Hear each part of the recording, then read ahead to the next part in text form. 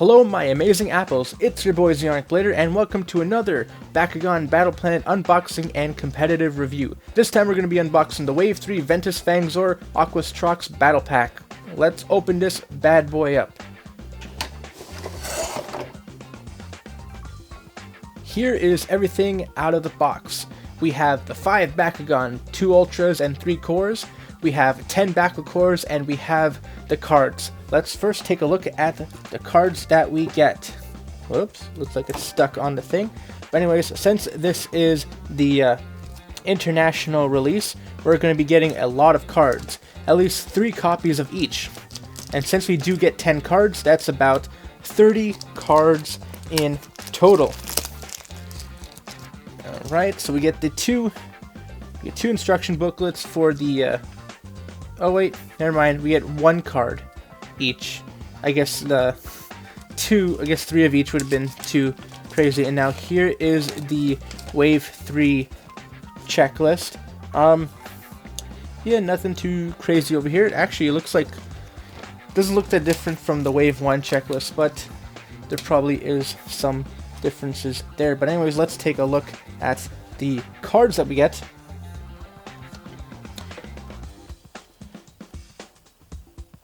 Here we got Trox Ultra, Aquos Trox Ultra. Honestly, he is actually pretty good.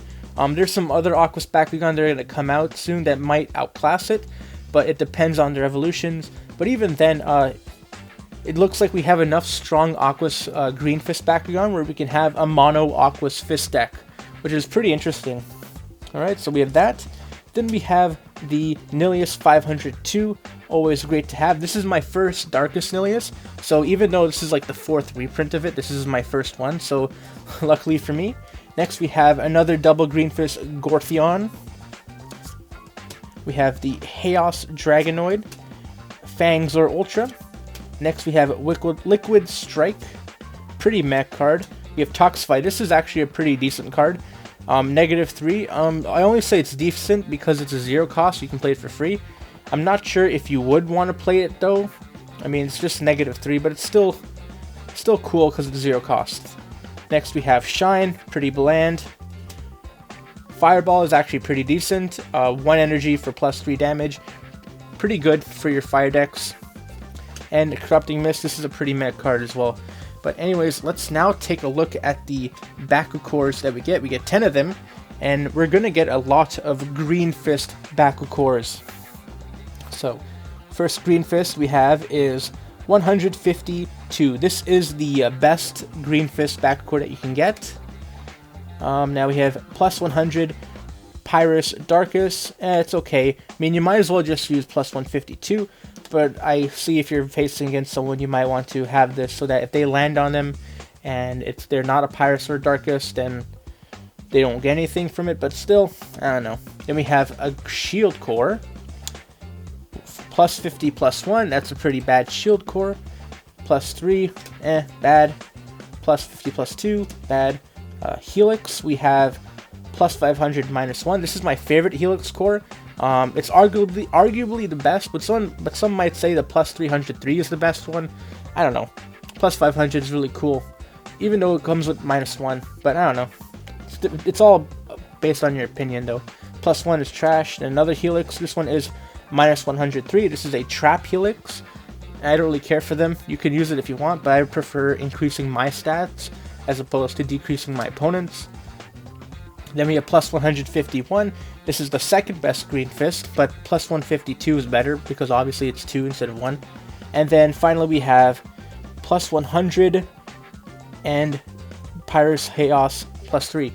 Oh, wait a minute. Let me double check. Oh yeah, so these ones, even if your opponent lands on them, they get +100. It's just the damage that's depending on the faction. So yeah, these actually aren't that really good then. I mean, the B powers tend to be more important than damage, but anyways, let's take a look at the Bakugan that we get. First up is Darkus Nillious Core.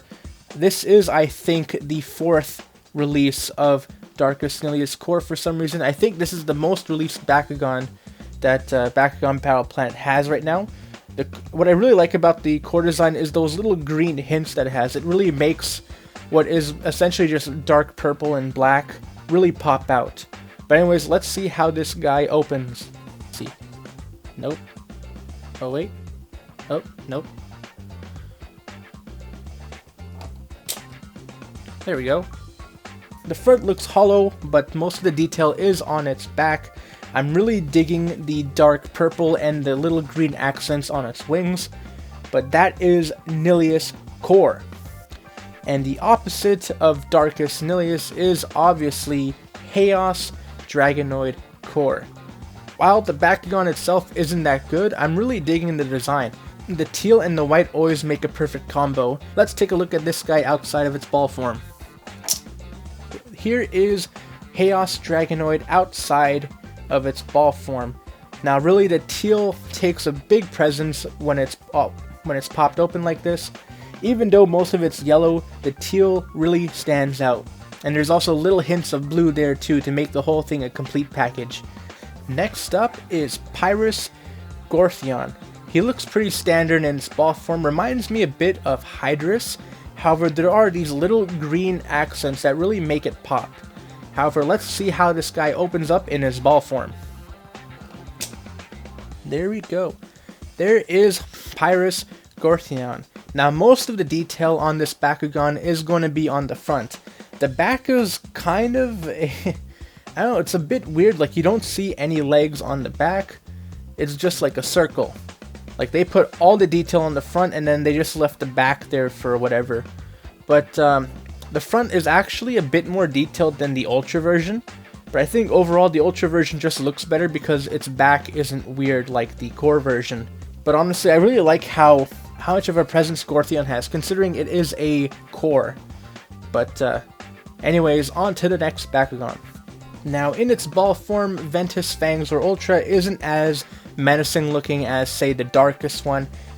This one actually looks kind of cute in its ball form, but it's big beady eyes as opposed to its sharp, evil looking eyes staring into your soul. However, that is Ventus Fangzor. It has these little nubs protruding on it, and it's going to be a bit of a pain to roll it, so you have to be careful when you roll this guy, because if you mess up your roll, it's not going to be straight. But anyways, let's see how this guy opens up. Now, you have to be careful with Fangzor because of these little things protruding over here. It's a bit tough to roll them, especially with one hand like I'm doing right now. So 3, 2, 1, go. Oh, there we go. And as you can see, Fangzor holds the cores on the top of its head. Now, like all Fangzor Ultras, this is one of the taller Bakugan in the game. And not only is it tall, it also takes a lot of room. So if you roll this guy correctly, you can probably block your opponent from landing on a core. However, this guy isn't as threatening as his brethren, mainly because of the light colors. This isn't as dark as other Ventus Bakugan. There's a lot of yellow and light green on this Bakugan compared to other Ventus Bakugan, but he's still a fairly cool looking Bakugan. But anyways, let's take a look at the next and final Bakugan from this set. And last but not least is the Aquos Trox Ultra. Now, obviously, the most standout thing that you see are the orange nails. And honestly, the Aquos Orange is my favorite orange out of all the colors. I don't know, it's a really nice, deep pumpkin orange, at least compared to the Pyrus Orange. If Pyrus had this orange, that'd be really cool, but it seems it's exclusive to Aquos. But anyways, let's see this guy open up. Aquos Trox. There we go, perfect. And now, Aquos Trox carries it on his jaw for some reason. But hey, that's a T-Rex for ya. And there is Aquos Trox Ultra out of its ball form. Now I'm really digging the dark blue, and honestly I think this is, oh yeah, aside from Hydorus Ultra, this is my first Aquos Bakugan in its Ultra form, and I'm really digging the dark blue. I'm not sure how I feel about the orange teeth, but I mean it does help with the overall color separation. I do wish the claws were orange, but those are pretty tiny parts, so I don't think they could have painted it at least that well. But at least the feet are orange, and there's a little part on its torso that is orange as well. But that is all the Bakugan, and now let's go into the competitive analysis of all of these Bakugan. This is the 4th reprint of Darkus Nillious, so you probably already have one. Luckily for me, I don't. Nillious brings in some solid base stats and comes with 3 evolutions: Hyper, Titan, and Diamond. Forget about Diamond, it's not worth it. Titan has a cool effect, but at the cost of 6, it's not worth it. The best evolution is Hyper.